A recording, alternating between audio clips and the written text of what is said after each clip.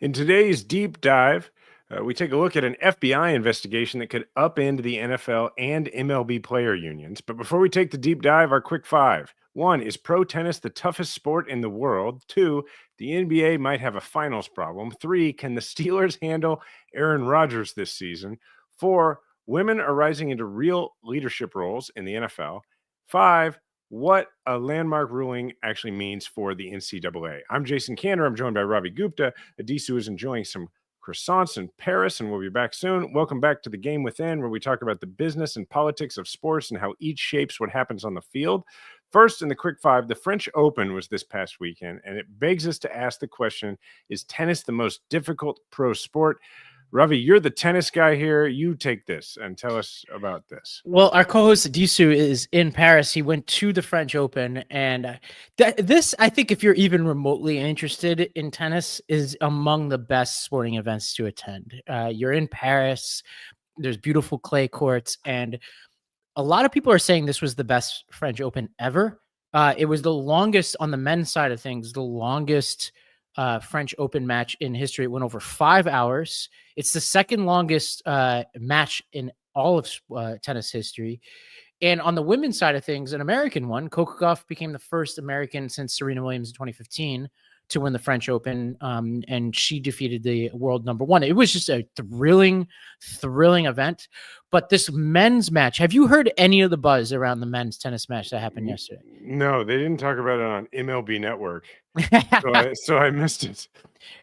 It was, by a lot of people's estimation, the best tennis match ever played. Okay. So, and among the people who said this was Andy Roddick, the last American to win a major. And he broadened out his analysis of the match to not just say, and the aforementioned Carlos Alcaraz we talked about last time won after being down 2-0, and you probably know this. I know enough to know how they keep score. Not only was he down 2-0, but in the third set, I think it was the third set, he was down. He was facing down 3 match points. I even know what that means. And so he not only had to battle back and win 3 in a row just to stay alive, but then he had to win 3 sets in a row from then forward. And it made it all the way to the tiebreak at the end. It was insane, the level of tennis that was being played. And in watching this, Roddick broadened out his takeaway to not just be like, this was the best tennis match ever played and that the game is changing, but that tennis itself is at a different level than any other sport. Let's go to this clip.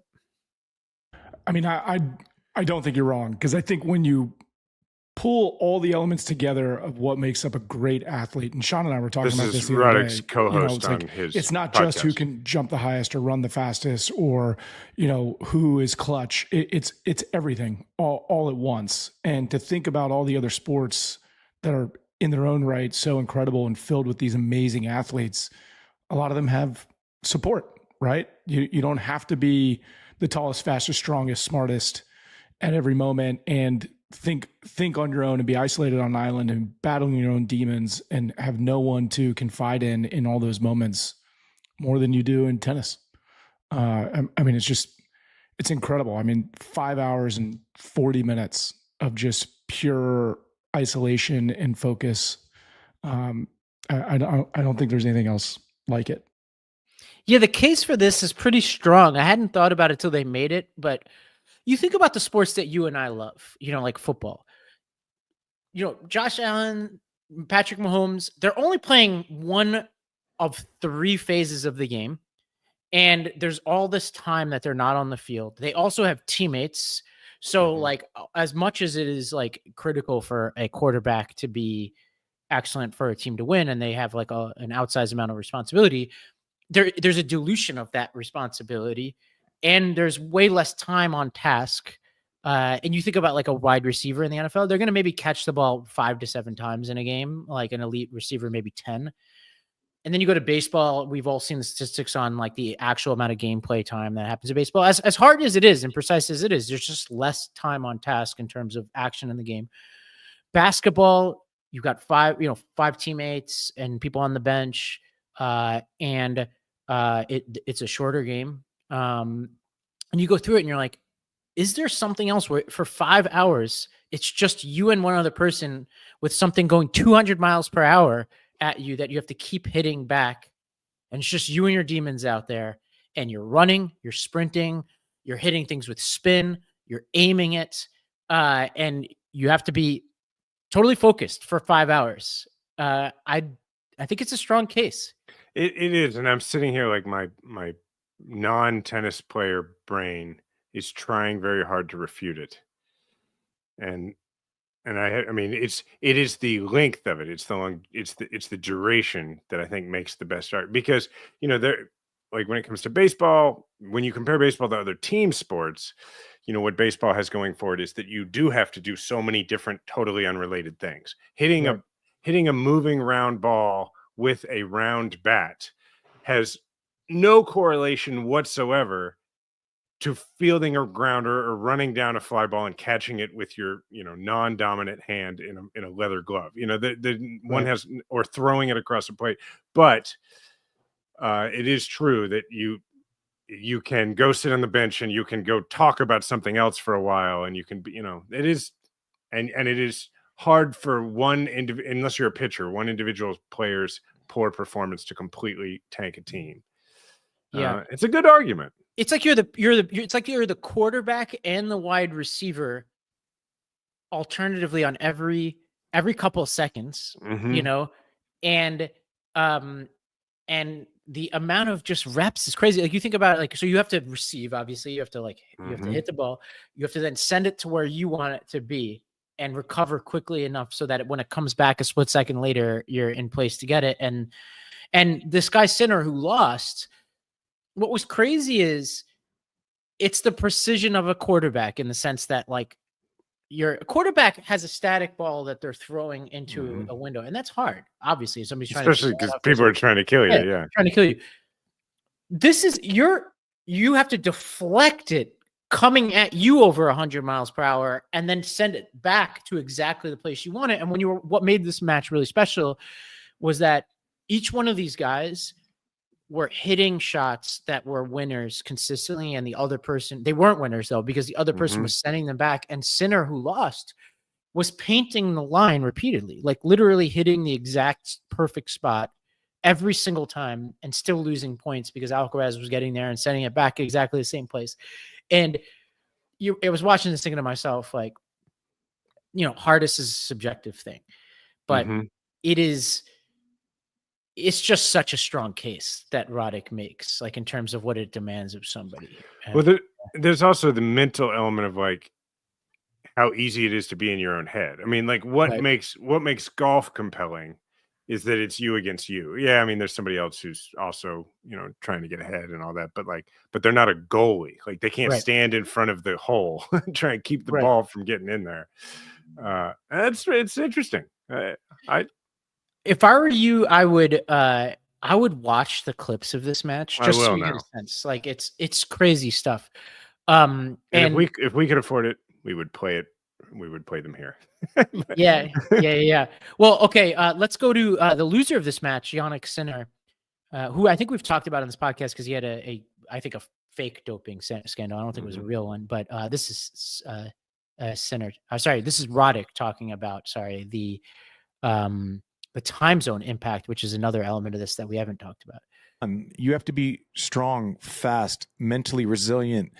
You have to be able to basically do sprint intervals while also using hand. It's the most complete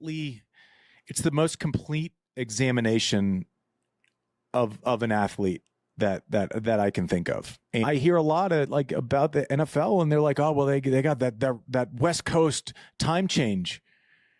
And I'm going, dude, try Memphis on a Friday and Dubai on a Monday. I don't want to hear about Los Angeles. It's fair. It's a strong point. And we've covered a lot of ground on tennis on this podcast. Like, these guys are playing, like, I'm going to make this up, like 20 to 40 different tournaments a year, and the tournament has many matches within it, and they're all over the world, as Roddick was talking about. So it just adds to. And that's another point, is that as a professional tennis player, every match you play there's no regular season. The stakes are every match you play, almost every match you play is an elimination match, right? I mean, there's really no like pool play that I know of in tennis, right? I mean, it just starts out, you're seated and you go. You Yep. don't like it's It not like depends on we all play sometimes and then you get seated. sometimes there's a tournament like or some kind of tournament like play-in thing for the people who are not properly ranked. But the US But Open has still the certain- stakes are you win or you don't move on, right? Right. Even in that case. So like that's it's like it's the postseason all the time. Yes. It's wild. Well, okay, our next story here, the NBA finals. So I think like as we predicted, these are some of the lowest rated finals we've ever seen. I think there's some Which is crazy because game 1 was nuts. I haven't seen any of it. Like I haven't watched it. If I'm being honest, like I just haven't been that interested in it. I just want to see Indiana lose because they beat us and they're obnoxious. I But want to see Indiana lose because I'm a Thunder fan, but they won game 1 and it was nuts. scrappy team. But here's part in my take on just the reception of fans to this NBA Finals. A single thing on the court that will tell you that it's the NBA Finals. And listen, I know people were like, hey, what would they do with the big Larry O'Brien? The big Larry O'Brien hasn't been around for like 10 plus years. How do you not have just like a script NBA Finals? How do you not have anything? Maybe even on the baseline. It's the same argument I make with the throwback jerseys or the alternate jerseys. When I watch a highlight of this game 10 years from now, I want to know it was the NBA Finals. Mm-hmm. And there's nothing on the court except YouTube TV. It's a kind of a narrower point, but it gets to the larger question of what the heck is the NBA doing? Like, I don't get it. Like, it can't be that expensive to stencil on an NBA Finals logo. It's a good point. I mean, and for those who don't know what he's talking about, there's the NBA removed the Larry O'Brien Trophy and NBA Finals art from the court starting in 2014. They minimized the graphics package for broadcast. They cut player introductions and moved jersey patches to the back of jerseys. The NBA Cup in November had more bells and whistles, which is a new thing. It's like second year, I think, the NBA Cup, which is for those who don't know, it's a mid-season tournament that the NBA holds.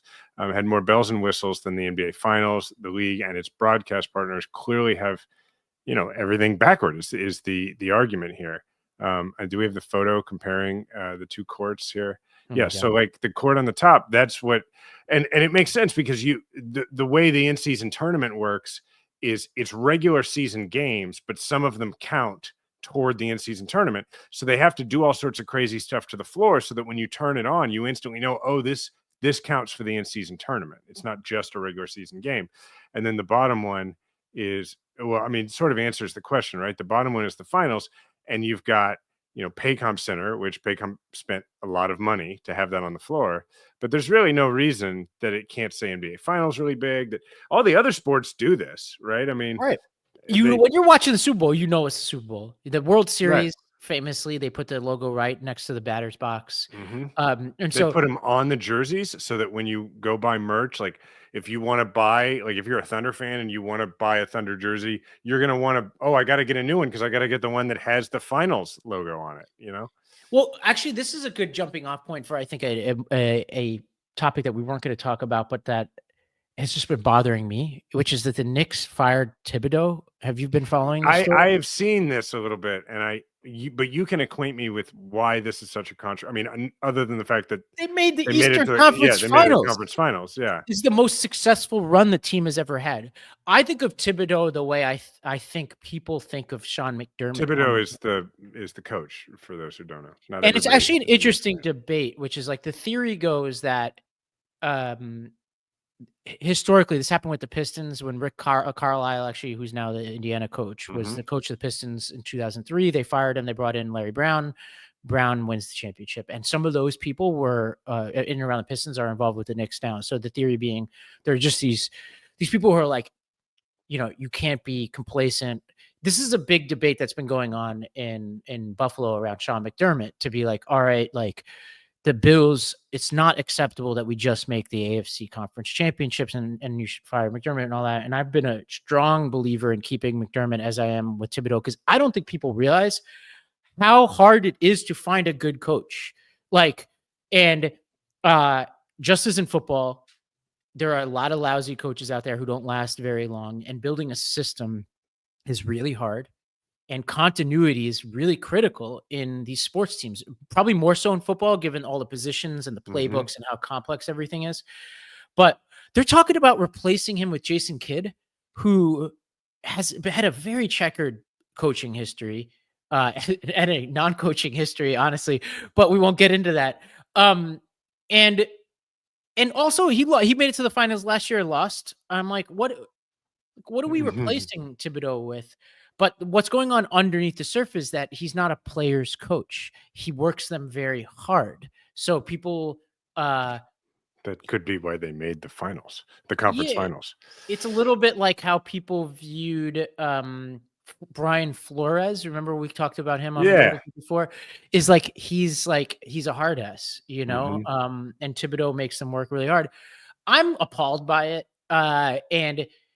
And I'm just worried about where we go from here. There's just a lot of drama behind the scenes in the Knicks, and I'm just a big believer in continuity on this kind of stuff. Like, you know, it's interesting. It'll be because I mean, it's been a while since the Knicks were good, so we'll see. You know, I mean, it's going to be a lot of pressure on whoever replaces him. To go back to the pomp and circumstance thing. I agree that there needs to be more of it because, you know, you look like Adam Silver was asked about it, and he basically said, you know, that he hadn't really even thought about it. Which I think is unforgivable. Honestly, it's like it's like having a wedding and, you know, people will be like, well, why are your tablecloths purple and not black? And you'd be like, well, I hadn't thought about it. You'd be like, okay, that's your job. You're the wedding planner. You should be thinking about these types of optics. Well, also, and then, you know, the league has said that part of the reason they went away from some new logos is because they make the floor slippery. But like, if you watch any sporting event now, you recognize that they don't actually have to put the logos on the floor for us to see them on television. You know, you could just project them on, you know, I mean, like every time you turn on a baseball game, there's a different ad behind the batter and the ad and on the back of the mound, and neither is actually there. So it's very doable. But I think we have a video here for what they did. Let's see it. They did that. They threw on, and there's a flag that's going underneath it. That's fine. I mean, Philip is saying it's really bad, but the point is, should there be pomp and circumstance? And I think yes, that's the point of making it to the top.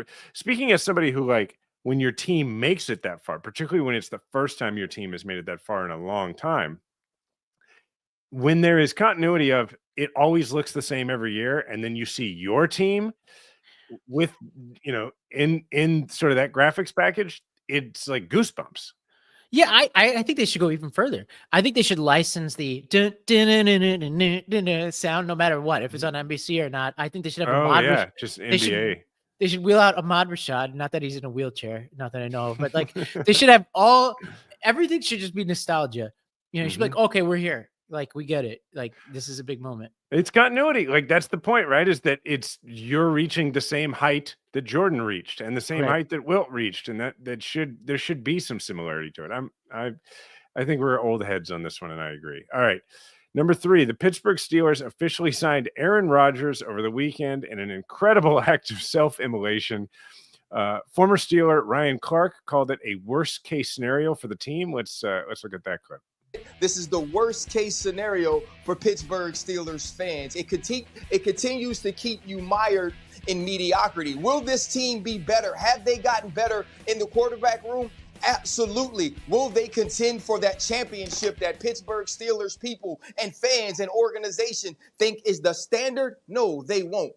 5 years from when both of these men retire, one of them will give the most motivational Hall of Fame speech we've ever heard. Another will probably give the most interesting, and it won't mean anything. They'll be fighting for a wild card spot. They'll probably be home week 1 of the playoffs and again be looking for a franchise quarterback. Yeah, I don't understand why they did this. I mean, other than I guess they think some people are going to come to see. I mean, because at the end of the day, that's you got to put butts in the seats, but I am of a mixed. First of all, there's how they went about this, which I'm a somewhat sympathetic to why the timing is what it is, And I think the best explanation I heard was that Rodgers didn't want a repeat of what happened before. He had some obligations and he wanted to pursue those obligations, whatever they were. I don't know, taking ayahuasca in Costa Rica or whatever. And you remember last year he went to Egypt or something, and he had already been signed, and it caused a big deal. And he missed all the mandatory, the optional mini camps and all that. And so I think what he worked out with the team was, I'll sign, and when I'm in, and we'll see if when he's in. But like, let's assume that's what he's doing here, right?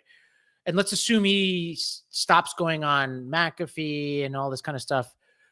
And you're like, you get Rodgers all in for this period of time. Is that better than, number one, what the Steelers have had last year at quarterback, and two, what they could have gotten this year at quarterback? And that's why I think it's a tougher call, because the Steelers have had crappy quarterback situations for a while. They had like Russell Wilson and Justin Fields last but year. his second half wasn't bad. I mean, he had there was some indications that he was figuring it out again. You're talking about Rodgers or Wilson? Yeah. Well, one could say the same about Rodgers. He had like that Jacksonville game. That's true.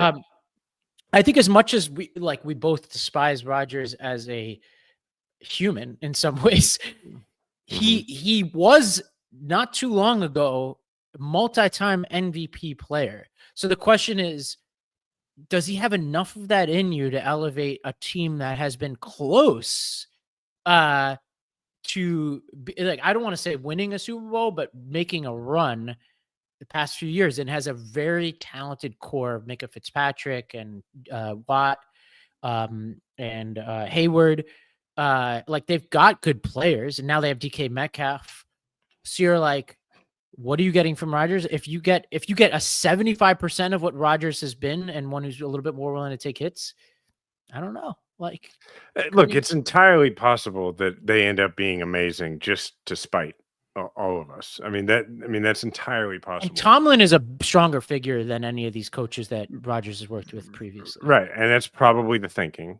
So, but for me, what I don't understand is, I think I can figure out the Steelers' motivation, because I think the Steelers looked at the draft class and they looked at their quarterback options, both what they had in-house and what they could trade for, like Stafford, and looked at it and said, these folks are either, like in the draft class, I think they decided they weren't as good as enough to build a whole franchise around, that they didn't want a chance, that they wanted to wait. Right. I think in trade, they were looking at people and saying they're good, but they're probably in the second half of their career. And then they looked at Fields and Wilson and said, well, this is, we tried this and it wasn't up to our standard. I think that what the Steelers actually want to do is I think the Steelers want to rebuild, and I think they want to reset and start over. But when you're the Pittsburgh Steelers and your fans are so loyal and dedicated, and people are accustomed to Tomlin almost never having a losing season, has he ever? I don't even remember. You can't fully mail it in all the way. But what you can do is you can go get somebody who make a big splash. It's probably their last season. It's almost certainly a one, I think, right? He must have signed a 1-year deal. I didn't even look. I think it's one. Yeah. Yeah. I mean, because it's like, how do you sign a guy that age to more than a year? I think maybe that's what it is. What I don't understand, because I just don't understand any of Aaron Rodgers' motivations, is why he's doing this. Right. I mean, you left the Packers and you said, I'm gonna go to the Jets and I'm gonna prove myself with the Jets, and then you kind of didn't.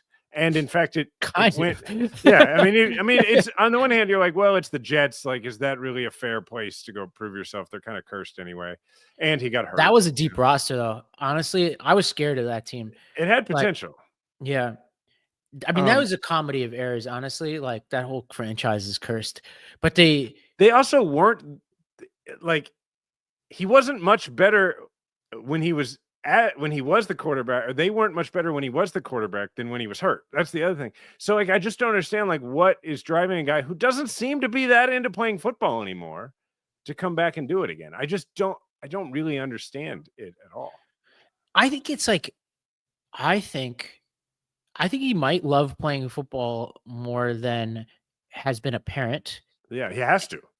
Yeah, and I also think I also think he's fueled by his critics and wants to go out like with an "I told you so" moment. And maybe maybe there's a more modest version of this, which he just wants to have one good season before he retires. Like, yeah. Like, I don't want what people remember to be this shit show with the Jets. I want to have like an elegant maybe like losing the wild card playoffs, which is totally in the cards here with the Steelers. That's they basically do that every year. They lose to us every year. It seems like in the playoffs. And honestly, every year I'm scared of them because they're a feisty little team. And as you know, like a team that has a strong enough defensive line can surprise somebody on any week. That's true. It's like a tricky team. And TJ Watt, like when healthy, is as disruptive as anybody in the NFL. And he tapered off last season. I think the really interesting thing, though, is somebody said that I didn't look this up. They're playing the Jets in the first week, which is incredible scheduling by the NFL. And some people are like, well, this is going to be pencil in the win for the Steelers because this is going to be a revenge game. I'm like, yeah, that goes both ways. I'm pretty sure there's a lot of people in that New York Jets facility that fucking hate Rodgers and are going to, I feel like the motor on those defensive players is going to be off the charts. And I agree. What's that young quarterback? That young wide receiver they have who's really good. At the Jets. The Jets. Wilson. Yeah. Garrett Wilson's going to have 5,000 yards in that game because that guy did not like Rodgers. Who's even the quarterback for the Jets now? I have no idea. That is a good question. Which will make it all the more impressive. Justin Fields. Oh my God. So you have a double revenge game. Oh my God. That's amazing. Yeah. Who I actually don't. Now I'm excited. Yeah. I'll be watching that game. I mean, we're playing the Ravens. That is, the Bills are favored, this is the kiss of death. The Bills are favored in every game they play this season, including a game against the Ravens in week 1, which I very scared about. And we're playing you guys. And somehow we're favored in every game this season, which is just like asking for trouble. I missed last season where people thought we were going to lose the AFC East. Some people had us third in the AFC East last season. But yeah, why can't football be now? I'm ready for this season. Because baseball is wonderful, but I hear you. Yeah. All right. Number 4, after Colts owner Jim Irsay passed away last month, his daughters joined a growing club of female executives in the NFL. So it left ownership divided among his daughters, Casey, Carly, and Kaylin. 12 of 32 NFL teams now have female active or controlling owners for the first time. Carly Irsay Gordon will become owner and CEO, but all 3 sisters will share leadership duties for the club. Other teams with female controlling or active owners are the 49ers, the Chiefs, the Raiders, the Browns, the Bills, the Buccaneers, the Titans, the Saints, the Seahawks, the Lions, and the Broncos. Among the 30 new limited partners added across 8 teams since 2024, 18 or 60% are people of color, women, or both. NFL spokesman Brian McCarthy tells Front Office Sports. Now, I think the women part is doing a lot of work in that 60% when it comes to controlling owners. The people of color part is probably not approaching 60%. Well, I guess we have both. I guess if you count Kim Pagula, who's an Asian American, she actually had either a stroke or some kind of major health issue, so she's been largely sidelined. Well, it says notable female minority owners include Melody Hobson of Ariel Investments, who is part of the Broncos ownership group, Teresa Gao of Acru Capital, who is a minority owner of the Bills, and retired Olympic medal winning American gymnast Dominique Dawes, who owns a piece of the Falcons. I didn't even know that. That's interesting. Now, minority ownership positions vary, and whether it's just putting money in and not doing anything or doing something, and a lot of that has a lot to do with your relationship with the control owner, but the impact here, there are now 15 active female NFL coaches in the NFL as of the 2024 season, up 25% from 2021. It's the most number of female coaches the league has ever had. The NFL has recently welcomed the 4th female line judge to the league-wide officiating crew, which now includes Sarah Thomas, Maya Chaka, Robin De Lorenzo, and Karina Tovar, who's the newest. Last year's version of Madden NFL gave players the opportunity to play as a female coach for the first time ever. I mean, I'm sure women are like, wow, what a blow for, like, I'm sure they're like, thanks so much. The NCAA just took a big step I'm not saying it doesn't matter, but I am saying it doesn't matter a lot. The NCAA, that part. The NCAA just took a big step for women's flag football. This is cool, recommending that it be considered for inclusion in the Emerging Sports for Women program. 14 states now recognize girls flag football as a varsity high school sport, with more on the way. So anyway, it continues, but it is pretty cool. And it is also really, really smart economics by the NFL. it's one of those areas where pop culture actually it got way ahead of the actual numbers here. If you think about Major League or Any Given Sunday, the idea of like the evil female Right. That's owner, true. and I was about to say unfair depiction, but then I'm like, most owners are evil in movies, if we're being honest. So it's like the idea of a Yeah, good it's or not bad like it's female owner. because it's a woman. Yeah. Yeah, maybe it is, but it's hard to dissect because I can't think of too many positive depictions of sports. It's like before Jason the first 20 minutes of Little Big League, before Jason Robards' character dies, he's a nice owner. Or it's basically two movies, one about the Cubs, one about the Twins. Like it's in Rookie of the Year, when the actual owner is a nice guy, but his son or like assistant or whatever is a shark.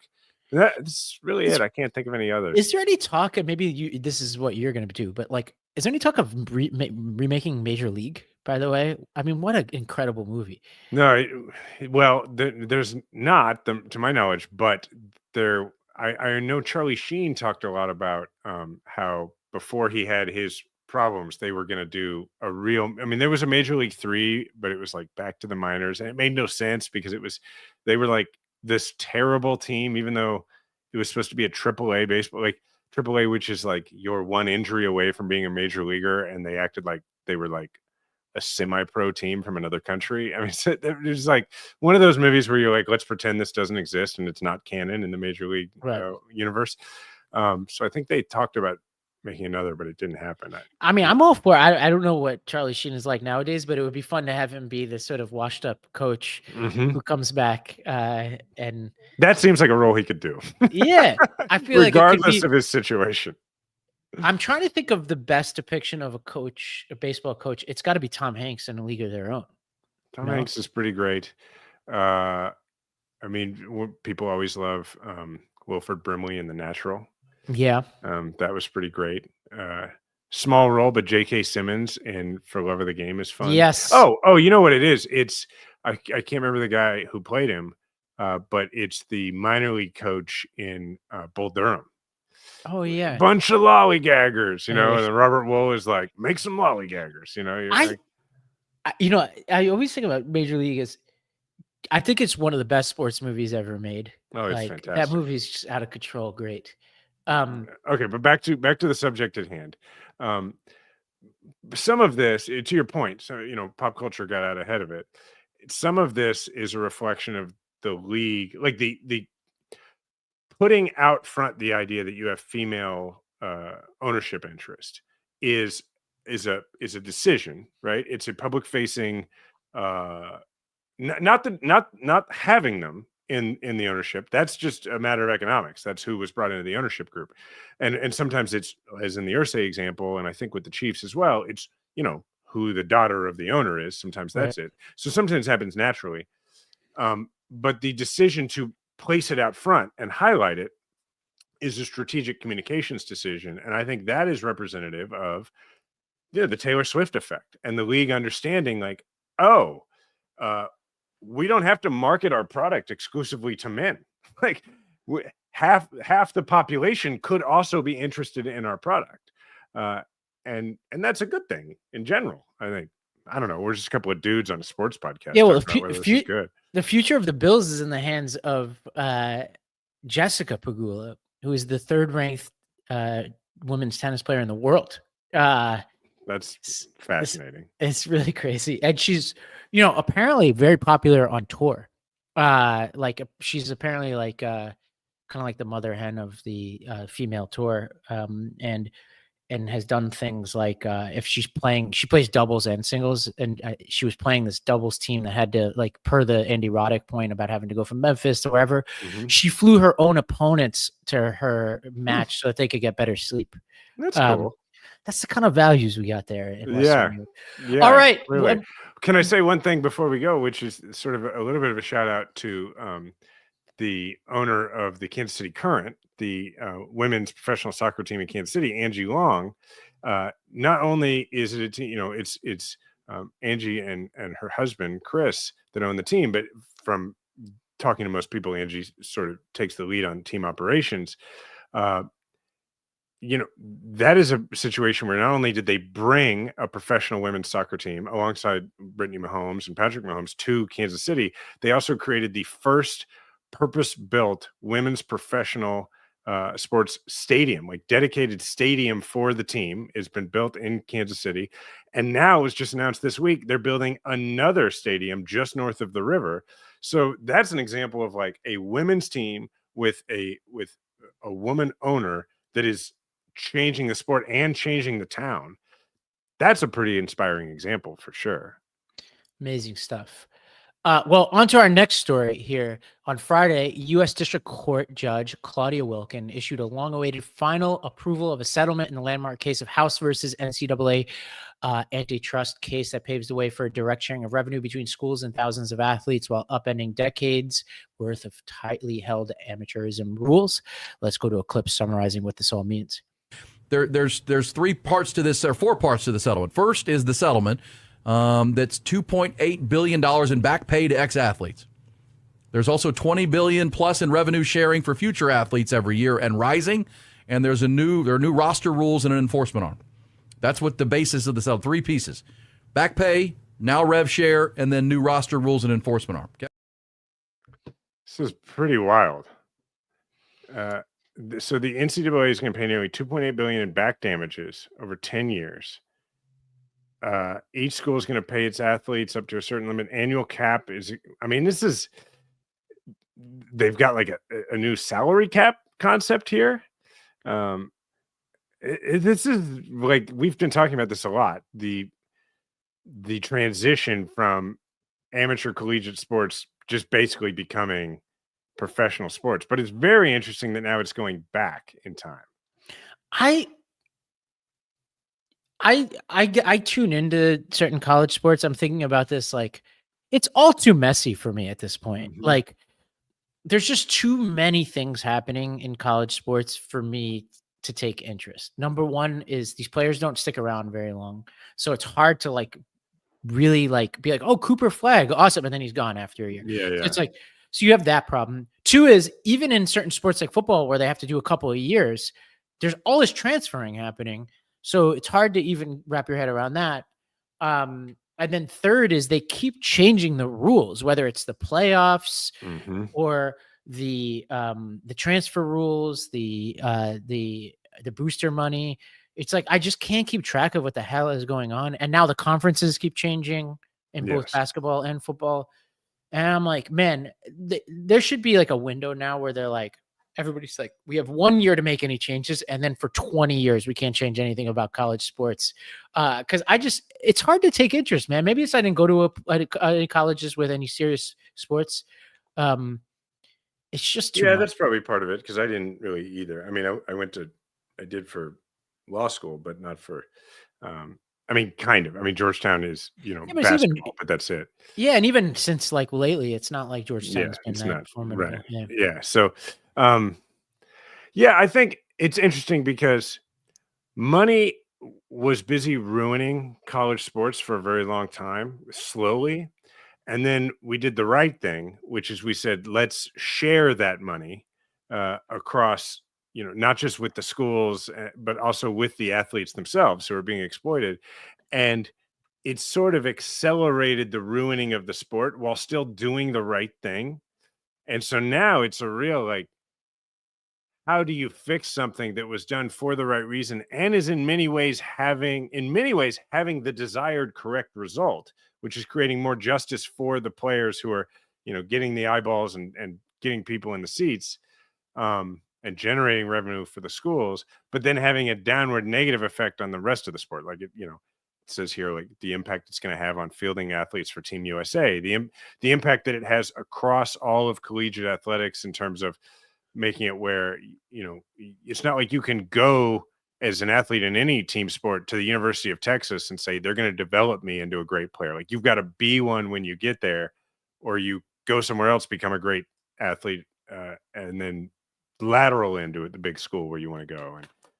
And it definitely hurts the fan experience of it. Yeah. Well, let's go into our deep dive here, because this is some complicated stuff here. So there is an FBI investigation involving the Players Union leadership.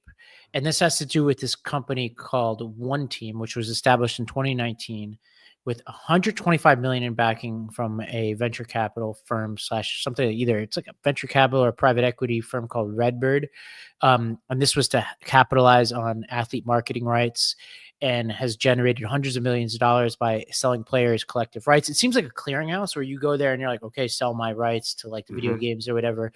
And the FBI is investigating whether some of the windfall that was generated by players' rights has been siphoned off by, among others, the union executives, including the MLBPA executive, Tony Clark. This is filed right here down the street from me at the Eastern District of New York.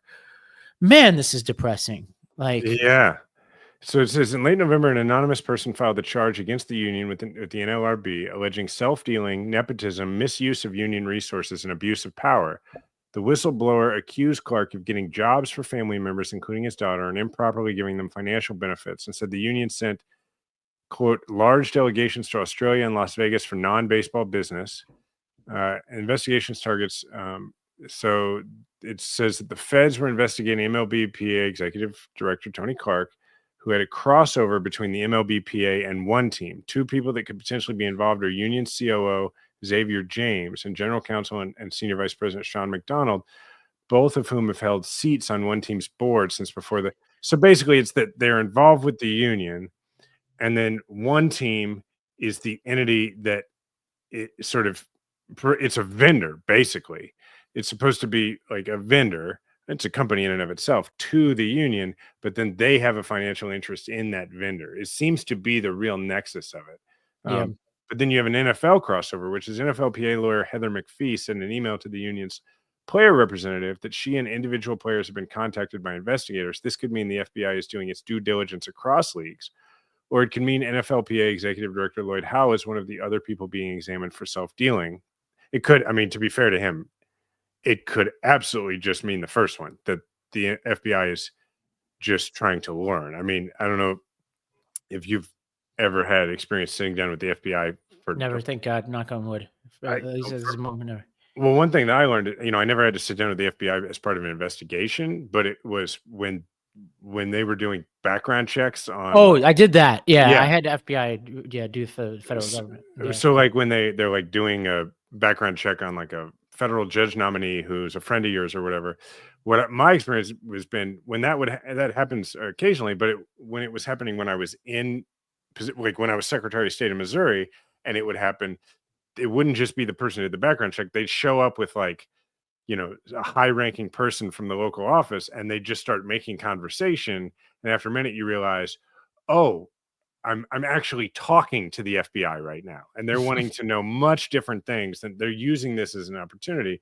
And so my point being, like, it's not out of the question that they're just like, hey, if this is happening at this place, let's just go start talking to the other places. Yeah, there's a video here from ESPN explaining some of these dynamics. Things to go and win a labor war. And Rob Manfred ascended to the position of commissioner, Buster, on the strength of that, on being the person who helped flip the script there when it came to the league's relationship with the union. And particularly at a time when there is so much disparity financially in Major League Baseball, and MLB owners are trying to gear up and push for a salary cap, this is going to be a fundamental bargaining session for the future of Major League Baseball and for the future of the MLBPA. And so to have union leadership weakened in any way leading up to that, it puts them in a really, really difficult position. So the collective bargaining agreement is up December 1st, 2026. Mm-hmm. That's big news. And I mean, this is one of those things where like the obvious, and now as a Yankees fan, like this is not my interest to say, but like the obvious answer for baseball is to create a real parity, like the NBA and NFL has. Trying to get to that point is going to be really damn hard. And I think people, and we should do a whole segment on this. People think the obstacle to that are the big city owners, and I'm sure they're part of the obstacle. But actually, the obstacles are usually the players, because not having a salary cap helps them more than anything. Yeah, well, because when you think about, first of all, what's interesting is I hadn't seen that video yet, and it popped up, and that the person speaking is Jeff Passan, who's a friend of mine who lives like a mile from here. So, Nice. but anyway, the what's interesting about that is that in the case of baseball, generally, yes, in terms of competitiveness on the field, it is to the advantage of the larger markets to keep things the way they are. But there's also an advantage that spreads across all ownership, which is if you're making it more competitive, one of the ways that it becomes more competitive is by keeping the salaries from going up at the same rate that they're going up, right? So, like, in order for a Kansas City to compete on the regular with a New York, one of the things that happens is the $700 million contracts, like that current trajectory can't continue and have small market teams stay in. And you also have, particularly with media rights and everything, you have revenue sharing across the league. So there isn't the disincentive you would.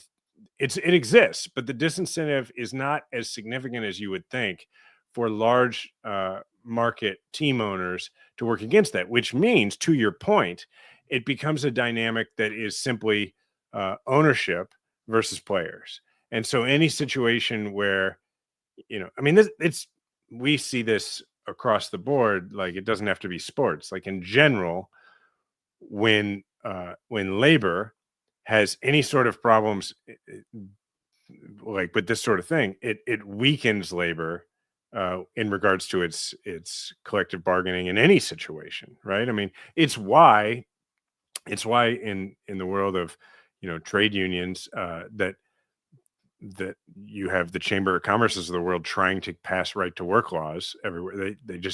They would prefer that labor be more focused on trying to keep its ranks strong than and actually expanding its ranks. And so it will absolutely bear on that dynamic. I mean, Jeff is right of the collective bargaining agreement. Yeah, I think like the two parts of the story, right? This guy who's under investigation should step aside for the negotiations while this investigation goes on. It's way too distracting, I think, to be able to lead the MLB Players Association with this kind of thing going on. Two is, I think we should do a separate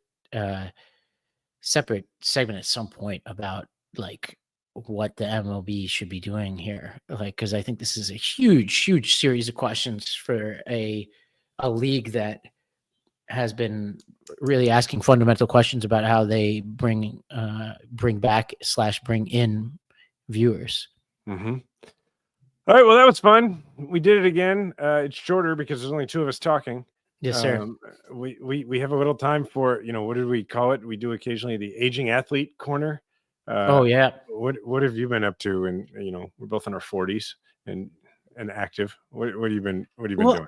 I pride myself on not getting injured very often, but I went for a ball on a clay court, speaking of clay courts, last week, and I did something to my wrist, and then I tried to play today, and I literally walked onto the court for like this like group lesson, swung my racket 3 times, and was like, oh, you know what? I'm going to eat the cost of this lesson because I'm walking home. I am not going to aggravate whatever's going on with my wrist right now. So I've been sidelined, Ben. Yeah. That takes wisdom, though, what you did, and that is learned. Like, only in the last few years have I learned, like, oh, this hurts, and it's actually not going to stop hurting until I stop using it. Because 20s and even 30s, like first half, at least in my 30s, it was usually the case that if you just worked through it, it would probably go away.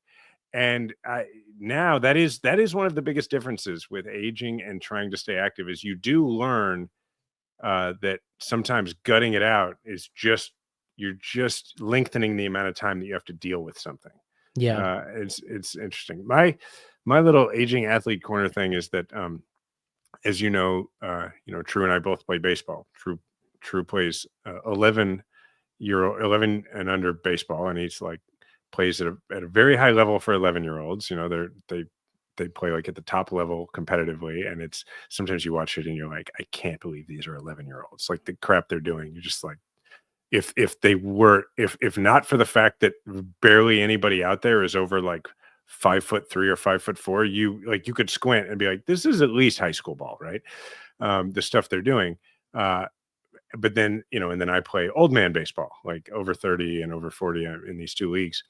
And what's fun is that our skill levels are starting to get closer and closer to meeting in the middle, because like my right arm is pretty washed.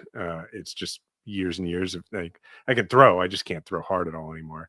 And True throws really hard for an 11-year-old that is his size. And today was the first day that like we were able to go and practice together. What usually happens is I go and like, I help True practice and I coach a little bit, and I coach him a little bit, and it's one-sided. Today was the first day where we went, and we went this morning, and first like we were hitting off the tee, trading, and like True knows so much now that he's like, Dad, you need to get into your back hip more. And then he like takes my bat and shows me, and then it helped. And then I have this thing where like I have not pitched since high school, and I really want to try pitching again. True's a pitcher and a catcher, but because I don't throw, when I was like, freshman, sophomore in high school before my arm got blown out, I was throwing like 80 miles an hour. I can't do that anymore. But True's a catcher, so we went and like I'm trying to pitch again. True caught me, and he can totally handle what I'm throwing, and I haven't pitched in 27 years. So he's like stopping and like, Dad, you need to pull with your glove, and your landing spot's not consistent. And it like really helped. And does you mean pull with your glove? So when you're throwing with one arm, you're keeping this one like a glove pull. It's like how you keep. Oh yes, true of tennis too. Yeah, it's how you keep from flying open. Yeah. And it's the same with a tennis forehand. You keep it in. Yeah. Right. And so what's fun about it is that like, and this is like more of a parenting thing than anything, that when your kid is 11, like I think this is the oldest I've ever had a kid, but I remember being 13, 14, you're not having a lot of deep conversations with your parents at that age unless you really have to and you've run out of ideas. And but there's two places where I find I can still like get my kid to talk to me about anything because his guard is kind of down and it's fun. One is if we're driving in the car and he's just in the right mood, because there's not eye contact, he'll talk to me about whatever. But also when we're actively doing something together. And so it's a blast. He's telling me about gossip with his friends, and it's just like I'm really excited about the next couple of years of hanging out with him, and we can do this kind of thing together. So yeah, you gotta ride this wave. 11 is the first age group that I was principal. I was fifth grade, 10 and 11-year-olds, and I've watched the trajectory from 11 forward. So as you track it, I can give you my. Yeah, I'm ready for the advice. That's hard. It depends on the gender, in terms of just on average, like who gets harder at what point. The young boys are goofy and stupid longer, which is fun for you. Mm-hmm. The young women, I think, mature faster, which is generally a good thing, except they more quickly get to the period of time in which they don't want to have anything to do with you. And then they come out the other side and are very wonderful to deal with as they're graduating high school. But that they get there earlier, and it's rough, man. The guys they have a later problem, like early high school, late middle school. So you've got a couple of years of the fun years. All right, man. Well, people can monitor you continuing to coach me on this. Well, you know more. I only just know it in the population. Yeah, dynamics. But that's a super important perspective. I'll tell you right now, it's hard, man. One day they just change and they don't want anything to do with you. And they not only have anything to do with you, depending on the dynamic, they are actively hostile to you. And they couldn't even tell you they are. That's the problem. They don't know that. They don't even know that. Yeah. I say to Diana all the time, like when it comes to parenting, we'll just have a hard parenting day where there's lots of days where, particularly with True, because he's older, like with a almost 5-year-old, like you kind of know what the right thing to do and the wrong thing to do is. I mean, it's not that hard. Like just keep them from hurting themselves and teach them about their feelings. But where I will say something to her like, good Lord, this is so hard. And then I'll say, and we have the easiest, like in terms of on planet Earth, the bell curve. I mean, like we live in America, we're doing well, all those things. This is probably the easiest it can be. and it's so hard. I mean, not to mention there's two parents. It makes you crazy. I think about my mom who raised all three of us by herself with 2 jobs. I'm just like, what the hell, man? That's crazy. It's amazing. The norms were different though. So back then, like you could kind of be a lot more hands-on than what I think society allows today, for better or worse. And the norm, the culture was to be that 80s parenting was. I'm obsessed with the norms of 80s about it. And, just say norms of it, man. Like I don't want to talk too much about it because I don't want to be disrespectful. Because it's not a value judgment. It's funny to me in hindsight. I have 2 parents who are one's a doctor, one's a nurse, and even when my dad was around, they're smoking cigarettes in your face. But they didn't know. Taking you to McDonald's every day, you're just like whatever. Like that's just what 80s parenting was, We didn't know, man. Yeah. I mean, there's so much that people didn't know. I mean, I was going back to the athlete thing. I was talking to True today about how, the reason that my arm is washed is because I was a pretty good pitcher, and then I made this team that I had a good tryout. I probably didn't belong on this team, but it was like this travel team full of prospects. And then they figured out, oh, he's not actually as good as we thought he was. And I almost never started, and we traveled all over the Midwest for 2 summers. I almost never started, but the coach figured out I could throw strikes. So he just put me on the mound every day of practice and had me throw like 100. Now you would flip the ball from behind an L screen, right? And also you do all this arm care special stuff now. And True was amazed when I'm explaining to him today. Yes, I throw 100 pitches a day, 5 days a week for 2 summers. And that's why my arm doesn't work. Well, also, we didn't know you can't smoke in an airplane and expect everybody to be healthy. We didn't know any of that stuff. So they were operating at the peak of knowledge. All right. This was fun. Thank you, everybody, for watching and for listening. And please remember, if you're enjoying the show, to review it, to refer it to your friends, to subscribe. If you're watching on YouTube, subscribe on audio and vice versa. And remember, sports really do matter quite a lot. Thank you.